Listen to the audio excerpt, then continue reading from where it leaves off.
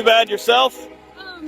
Pretty good. What's going on with you? Just out taking some pictures. Okay, do you mind telling me? Actually, I'm kind of on a time schedule. Okay, I need to talk to you, so you need to stop and talk to me. Am I being detained? I want to stop and talk to you. I appreciate that. No. Yes, at the moment you are being detained. For what crime? I find out what's going on. For what crime? If you're looking in vehicles, I need to find out who you are. For what crime? What you're doing. What crime am I being detained for? I'm investigating. That's not a crime. What crime? Investigating. Ma'am, what Do you have crime? some ID with you? No, ma'am. What crime? What crime am I being suspected of? Right now, I don't know. Exactly. So there's But no if you're reason to looking detain. in vehicles and you're taking pictures and you're inside taking pictures of All legal activities, ma'am. what's that? They're all legal activities. Can I ask why? I'm. Let me talk to you for a minute. What's your first name? Tell me that.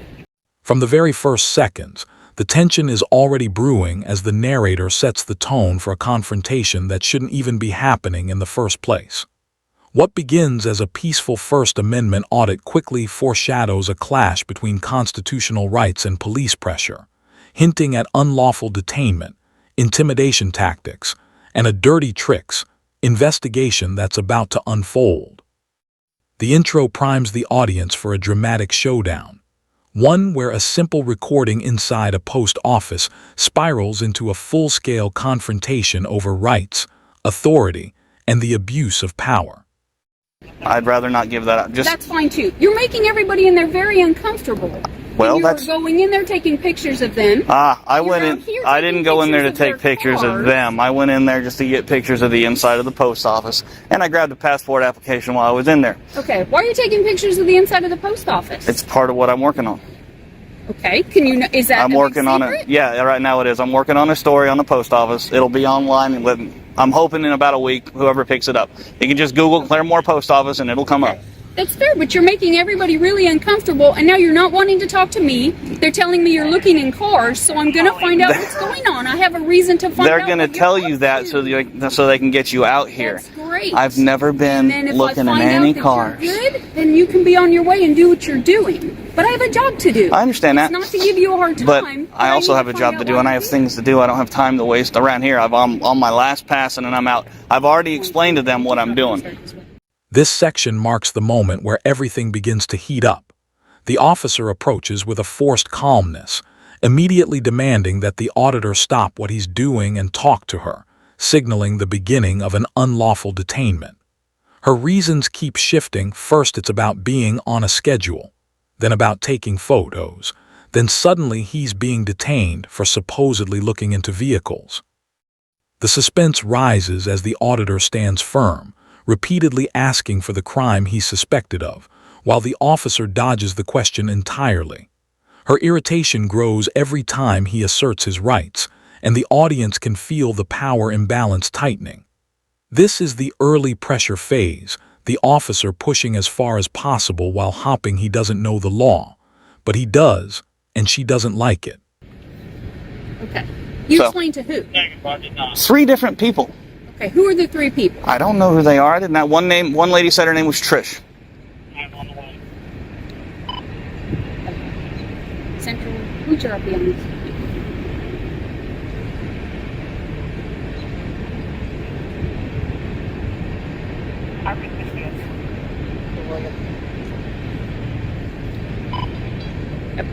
It's the post office calling. They have an issue with you. I understand that, but I don't. Reason to be here. I don't care about their issue. This is a First Amendment protected activity. If they're uneasy, I'm sorry. I told them what I was doing. Okay. It doesn't get any simpler. When you walk away from me, you don't want to talk to me. I'm here for a valid reason. I'm here for a legal reason. I'm not trying to be. Talk to me. I know. I'm not trying to be rude, but I don't have to talk to you, ma'am, and I don't want to. I have no, ma'am. I don't. For a complaint, and you were in there, and they called me. Were you the one that was in there? Yes, I went inside. That doesn't matter. It's a public place. It's perfectly legal. And so you're okay with the fact that you made everybody very uncomfortable. I don't. Yeah, actually I am, because I told them there's nothing nefarious going on. It doesn't matter. Okay. Now, how am I supposed to know that? Now just look at it from my point of view. I'm out here. I get a call about a guy, and it's okay that you're recording. That's fine. That happens to us all the time. I'm recording too, so we're good to go. All right. Okay? But I get a call about a guy who's in the post office taking pictures, who's out in the parking lot taking pictures, and is looking in cars. Well, So that's that makes me hearsay. I very was not looking in any uncomfortable. vehicles. Okay. I wasn't even close But I enough to don't look in know any any of that. vehicles. I know that when I get here, you walk away from me. You don't want to talk to me. No. You don't want to tell me who you are. Makes me very suspicious of you. The confrontation escalates sharply here. The officer doubles down, insisting she has a valid reason for detaining him despite admitting she doesn't know what crime he supposedly committed. She tries emotional manipulation, claiming everyone inside is uncomfortable, but the auditor calmly counters every attempt to justify her detainment. When he asks for her name and badge number, the tension spikes. She refuses to identify herself, violating protocol, and the auditor pushes back harder. By the time backup arrives, the scene transforms into a power struggle, one officer refusing to give ID, another trying to interpret the situation, and a citizen standing against a growing circle of authority. Viewers can feel the pressure rising as the officers look for any justification to keep him detained. Okay. Well, I'm sorry. Okay. I need to see some ID from you. No, ma'am. This is not a stop and ID state. Am I free to go? No, you are not. I told you I'm detaining you until I find out what's going on here. Okay, but you didn't tell me what crime. What crime do you suspect me of? That's what I'm trying to find out. If you're looking in cars, Ma'am, that makes me very suspicious of you. In order to detain somebody, you have to have reasonable, articulable suspicion that a crime has been committed. As soon as my supervisor gets here, we'll talk to the post office, who complained. We'll find out their side of the story as well. Until I find out what's going on, I'm doing an investigation now, and you're staying put. And what is your name and badge number? You give me your name, I'll give you mine. No, ma'am. I work for Claremore Police Department. I understand that. I'm not a public official. You are duty bound to Am I? identify yourself. You are. So what is your name and badge number? What is your name and badge number? I work for Claremore Police Department. Okay, and you are Officer who?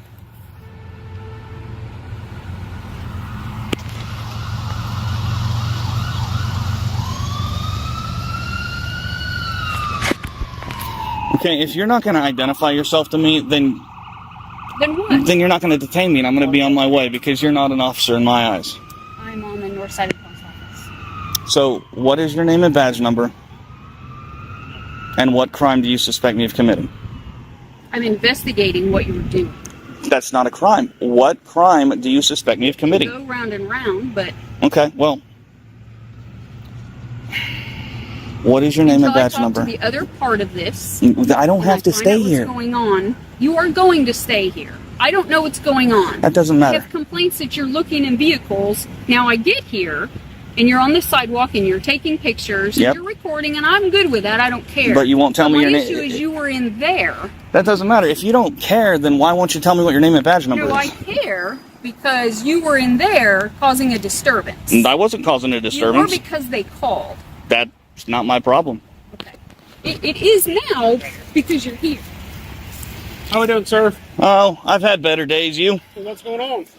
Ask her. She thinks she's going to detain me. You are staying here. I told you. You're not going anywhere. What crime do you suspect me of committing? You have to there is no disturbance. You have to articulate a crime. What is her name and badge number? She's refused to give it to me. Why are we here? I'm taking pictures. That's it. Okay, why are we taking pictures? I'm working on a story on the post office. Okay. Or where's your firearm at? What makes you think I'm carrying? Because you have a holster on your back. It's empty. Okay, well, I'm asking, is it on your person? No, sir. Okay. All right. Do you have any ID on you? No, sir. Okay, what's your name, partner? I'm not going to give it. Okay. Am I free to go? No, not right yet. What crime do you suspect me of committing? Okay, well, I'm trying to figure that out. I understand it. You have to have reasonable, articulable suspicion, sir. I gave you that. You were inside taking pictures. You're looking in cars and you're taking pictures of the I'm not looking in cars, and there's no proof of that. And it doesn't matter. I can take pictures of everything. If there is no proof of that, you will be free to leave. Okay, what is your name and badge number, officer? I told you. You give me your name, I'll give you mine. Is that what you tell the judge when he asks? What is your name and badge number, ma'am? Keep smirking. This is going to be very bad for your post or for your department. What is your? I'm Sergeant Book with the Claremore Police Department. Thank you, sir. All right. What is your name and badge number, ma'am? Give the information. No, he didn't give me yours. I want the names and badge numbers of everybody on this call. Haven't been drinking tonight, have we? What is her name and badge number, sir? Have you been drinking this afternoon? Have you? What is No, her sir, name and I badge have number? not. This is the most intense and dramatic phase of the entire encounter. The second officer attempts to take charge, questioning him about a holster, implying he might be armed, and then, out of nowhere, accuses him of possibly being intoxicated due to an empty bottle lying on the ground. The officers begin stretching for probable cause, grasping at anything to justify continued detainment. The sergeant joins in, demanding he follow a field sobriety test he does not have to consent to. The auditor refuses every unlawful request with calm defiance, exposing the shaky logic behind each accusation. The officers get visibly frustrated as their narrative collapses. They have no crime, no suspicion, and no legal ground. This stretch is pure tension. Intimidation, overreach, and rights pushed to the breaking point, while the auditor stands firm on the law. But I see an alcohol bottle laying right here on the ground, so I'm asking you, have you been drinking? Take it up, fingerprint it. What? I am asking you a question. And I'm refusing to answer. What is your name and badge? Or what is her name and Now badge I'm number? detaining you because I'm going to make sure you're not intoxicated in public. What a bunch of bullshit. What is your name and badge number? I believe I already told you What that. is her name and badge number? I'm talking to you right now. All right. All right, We're well, talking I'm about- clamming up. What is your name and badge number? You haven't been drinking. I want to make sure you haven't been drinking. Please Come give me here. a little space. Come here. Come here. I'm creating I'm going space. to check your eyes to make sure that you haven't been drinking. No, sir, you're not. Yes, sir, I am. No, sir, you're not. Yes, sir, I am. No, you're not. Do me a favor. Keep that right there. I don't care. Keep that right there. See the tip of this pen? How much you had to drink today? How much have you had to drink today? I don't drink.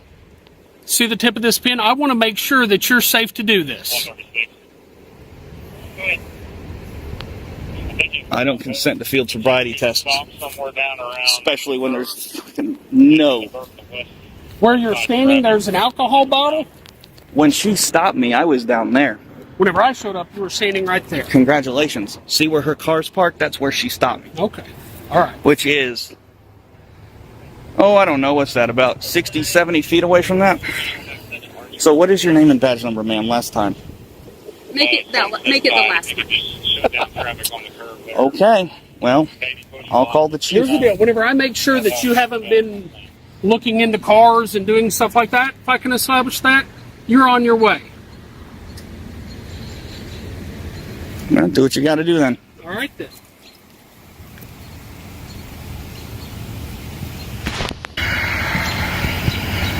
Do me a favor, sir. Don't put your hands in your pockets, okay? Your hands are in yours. Listen to me, all right? You've got a holster on. I don't know if you have a gun or not. If you keep your hands out of your pockets, everything is fine. Hey, I've told you I'm not armed. Well, okay, here's the deal. You're not really acting rationally at the moment. All right? Standing up for my rights is not being rational. Not cause you any problems. Somebody called us. I understand that. She won't even identify herself. How professional is that? Okay, well, you haven't really given us. It's cold. Given us. Keep your hands out of your pocket. Do me a favor. Just keep your hands out of your pockets. That's all I ask. All right. You understand why we're here. We got a call. We're not just here because we feel like it. Somebody called us. You made them uncomfortable inside. You're going in taking pictures. If you want to take pictures of the facility, I don't have a problem with that. But whenever you're taking pictures of citizens, it makes them uneasy. Well, So that's here's the deal. their problem, not mine. Okay. And when you get a call for You get here for a second? service on somebody taking pictures, you should say, "Oh, that's a First Amendment protected activity." The post office is who called. They have a problem with what you were doing that makes it a disturbance. It's perfectly legal what I'm doing. They've already come out and said that it's legal. They're doing that. Well, That's why we're here. It's her problem, not mine. We were busy and have other things to do, so I'm not here to harass you or give you a hard time. But you're not acting right. I'm acting just fine From the beginning. because I don't want to talk to the police. That's not acting right. Oh, you walk away from the police. Right, because I don't want to talk to you because you drum up stupid shit like. Finally, the standoff begins to unravel. A new officer arrives calmer, more professional, and actually listens. The situation gradually deflates as he acknowledges the legality of recording federal property and confirms the post office staff were simply misinformed. With their claims falling apart, the officers have no choice but to release him, and the entire tone shifts from confrontation to quiet embarrassment. The auditor explains the purpose of his video, the laws behind it, and the long-standing federal memos that allow public photography. In the closing moments, the video circles back to accountability. The female officer still refuses to identify herself, and the viewer is left questioning her professionalism. The outro reinforces why filming the police matters, because without the camera rolling, this encounter could have gone very differently.